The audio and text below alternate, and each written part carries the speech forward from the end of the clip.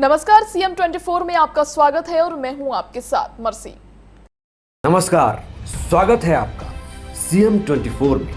TV 24 का मध्य प्रदेश के मुख्यमंत्री डॉक्टर मोहन यादव की गतिविधियों का एक जीवंत और अनोखा बुलेटिन। हर 24 घंटे की धड़कन सीधे आपके घर तक। यहाँ हम देखते हैं उनके विजन, विकसित मध्य प्रदेश, मिशन टेक्नोलॉजी से समृद्ध राज्य और उन योजनाओं का सफर जो करोड़ों जिंदगियों में नई उम्मीदें जगा रही है। रियल टाइम अपडेट्स, जमीनी पहल और जनता के बीच पहुंचते फैसले, यही है सीएम 24 की असली पहचान। सीएम 24, जहां हर घंटा बनता है इतिहास।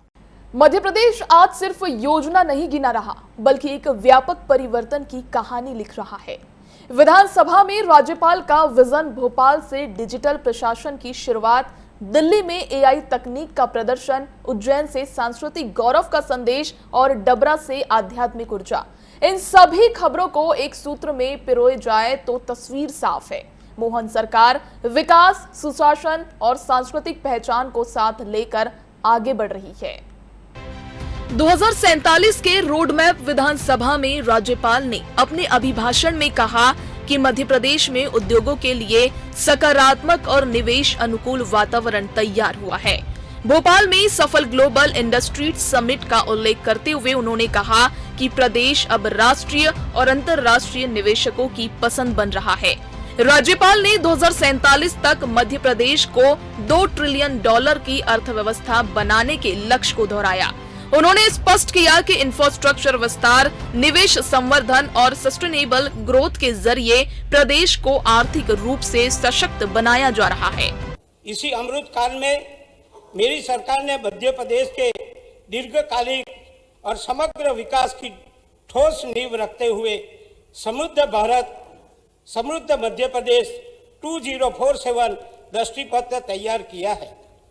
मेरी सरकार ने 2025 को उद्योग एवं रोजगार वर्ष के रूप में मनाया। इस वर्ष के प्रदेश ने औद्योगिक निवेश, रोजगार सृजन और आर्थिक विकास के क्षेत्र में महत्वपूर्ण उपलब्धियां हासिल की है। वर्ष 2047 तक $2 ट्रिलियन अर्थव्यवस्था का लक्ष्य, उद्योगों के लिए अनुकूल निवेश वातावरण, सफल ग्लोबल इंडस्ट्रीज समिट भोपाल, आधारभूत संरचना और सतत विकास पर जोर। भोपाल के अरेरा हिल्स स्थित पंजीयन भवन में मुख्यमंत्री डॉक्टर मोहन यादव ने अत्याधुनिक साइबर पंजीयन कार्यालय का शुभारंभ किया। मुख्यमंत्री ने कहा कि संकल्प जब सिद्ध होता है तब ऐतिहासिक कार्यक्रम साकार होते हैं। मध्य प्रदेश देश का पहला राज्य बना है जिसने साइबर पंजीयन व्यवस्था लागू की है। अब रजिस्ट्री प्रक्रिया पेपरलेस और फेसलेस होगी। कागज खोने, फटने या खराब होने की समस्या समाप्त होगी। पारदर्शिता और जवाबदेही बढ़ेगी। 55 जिलों में साइबर तहसील लागू कर राजस्व प्रकरणों के निराकरण में गति लाई जाएगी। मुझे इस बात की प्रसन्नता, मध्य प्रदेश सरकार साइबर के क्षेत्र में बहुत सारे प्रकार के डिजिटल नए प्रयोग करती जा रही है। हमारी सरकार ने सबसे पहले संपदा वन, जिसके आधार पर सभी प्रकार के नामांतरण, बंटवारे, राजस्व संबंधी पंजीयन के काम प्रारंभ किए थे। संपदा 2 के माध्यम से पटवारी रिकॉर्ड जो राजस्व का होता है वो पूरा करीब डिजिटल कर दिया। देश का पहला साइबर पंजीयन मॉडल, पेपरलेस और फेसलेस रजिस्ट्री व्यवस्था, 55 जिलों में साइबर तहसील लागू। संपदा 2 को राष्ट्रीय ई गवर्नेंस स्वर्ण पुरस्कार 2025। पारदर्शिता, जवाबदेही और सुशासन को बढ़ावा। एआई इम्पैक्ट समिट में एमपी की भागीदारी। नई दिल्ली के भारत मंडपम में आयोजित इंडिया एआई इम्पैक्ट समिट 2026 में मध्य प्रदेश अपना एआई सक्षम शासन मॉडल प्रदर्शित करेगा। प्रदेश का मध्य प्रदेश पवेलियन स्वास्थ्य, कृषि, पंचायत, शहरी प्रशासन और पर्यटन क्षेत्रों में एआई आधारित समाधान प्रस्तुत करेगा। टीबी जोखिम पूर्वानुमान, एआई रेडियोलॉजी, पंचायतों के लिए एआई रिपोर्टिंग सिस्टम और पर्यटन में वर्चुअल रियलिटी आधारित अनुभव जैसे नवाचार दिखाए जाएंगे। ये पहल मध्य प्रदेश को तकनीकी रूप से अग्रणी राज्य के रूप में स्थापित करने की दिशा में बड़ा कदम है। भारत मंडपम नई दिल्ली में एमपी पवेलियन, स्वास्थ्य और कृषि में एआई समाधान, पंचायत और शहरी प्रशासन में स्मार्ट तकनीक, स्टार्टअप और डीप टेक नवाचार को प्रोत्साहन, टेक्नोलॉजी लीडर बनने की ओर अग्रसर मध्य प्रदेश। उज्जैन में विक्रमोत्सव सांस्कृतिक वैभव, सम्राट विक्रमादित्य की नगरी उज्जैन में विक्रमोत्सव 2026 का भव्य शुभारंभ हुआ। मुख्यमंत्री ने घोषणा की कि सम्राट विक्रमादित्य के सम्मान में 1 करोड़ 1 लाख रुपए का अंतर्राष्ट्रीय अलंकरण स्थापित किया जाएगा। इसके साथ 21 लाख रुपए का राष्ट्रीय और 5-5 लाख रुपए के 3 राज्य स्तरीय सम्मान भी स्थापित होंगे। विक्रम व्यापार मेले से स्थानीय अर्थव्यवस्था को मजबूती मिल रही है और नगर निकायों की आय में वृद्धि हो रही है। महाशिवरात्रि पर महाकाल दर्शन व्यवस्था को मुख्यमंत्री ने सुशासन का उदाहरण बताया। विक्रमोत्सव 2026 का भव्य शुभारंभ, 1 करोड़ 1 लाख का अंतर्राष्ट्रीय सम्मान, राष्ट्रीय और राज्य स्तरीय अलंकरण की घोषणा, विक्रम व्यापार मेले से आर्थिक मजबूती, महाकाल दर्शन की सुदृढ़ व्यवस्था। डबरा में नवग्रह शक्तिपीठ, महाशिवरात्रि के अवसर पर डबरा में नवग्रह शक्तिपीठ के प्राण प्रतिष्ठा समारोह में मुख्यमंत्री शामिल हुए।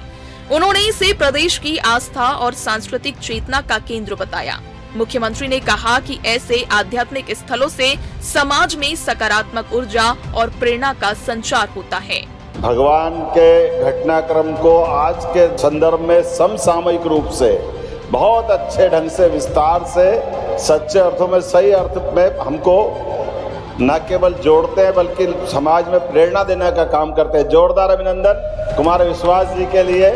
डबरा में नवग्रह शक्तिपीठ का प्राण प्रतिष्ठा समारोह, महाशिवरात्रि पर भक्तिमय वातावरण, सांस्कृतिक और आध्यात्मिक चेतना का केंद्र, प्रदेश वासियों की सुख समृद्धि की कामना। विधानसभा से विजन, भोपाल से डिजिटल क्रांति, दिल्ली में तकनीकी प्रदर्शन, उज्जैन से सांस्कृतिक गौरव और डबरा से आध्यात्मिक ऊर्जा, एक ही सूत्र में बंधी ये तस्वीर बताती है मध्य प्रदेश विकास, सुशासन और विरासत के संतुलन के साथ भविष्य की ओर बढ़ रहा है। Bureau report, CM 24 Bhopal. Bhopal में मुख्यमंत्री डॉक्टर मोहन यादव ने कांग्रेस पर सीधा हमला बोला है। राज्यपाल के अभिभाषण से लेकर वंदे मातरम तक सीएम ने विपक्ष के रवैये पर सवाल उठाए। देखिए ये रिपोर्ट। मुख्यमंत्री डॉक्टर मोहन यादव ने कहा, बड़े नादान है वो कांग्रेसी, वो समझने में गलती करते हैं। कांग्रेस इसी कारण से अपनी विश्वसनीयता खो रही है। सीएम ने कहा कि बजट का अभिभाषण सरकार का आईना होता है और पूरे सदन में उस पर विस्तार से चर्चा होती है। उन्होंने विपक्ष को नसीहत देते हुए कहा कि अगर बात अच्छी हो तो सरकार की प्रशंसा करे और अगर कमी है तो उसे बताए, लेकिन मर्यादा के पार जाकर राज्यपाल के अभिभाषण का विरोध करना ठीक नहीं है।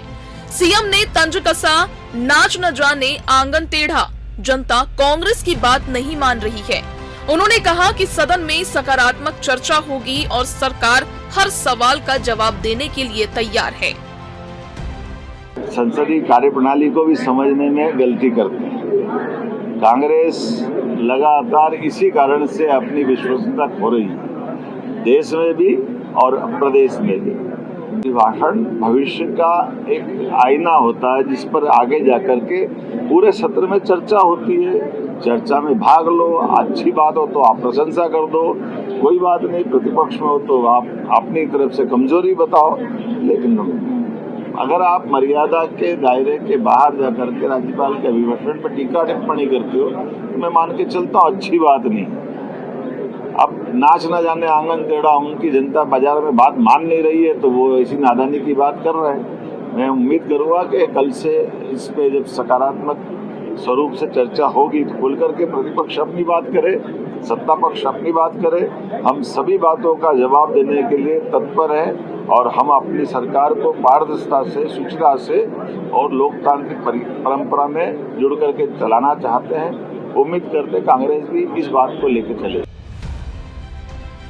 वंदे मातरम पर मुख्यमंत्री ने कहा, हमारे लिए सौभाग्य की बात है। भारत सरकार के निर्देश के अनुसार सत्र की शुरुआत वंदे मातरम से हुई।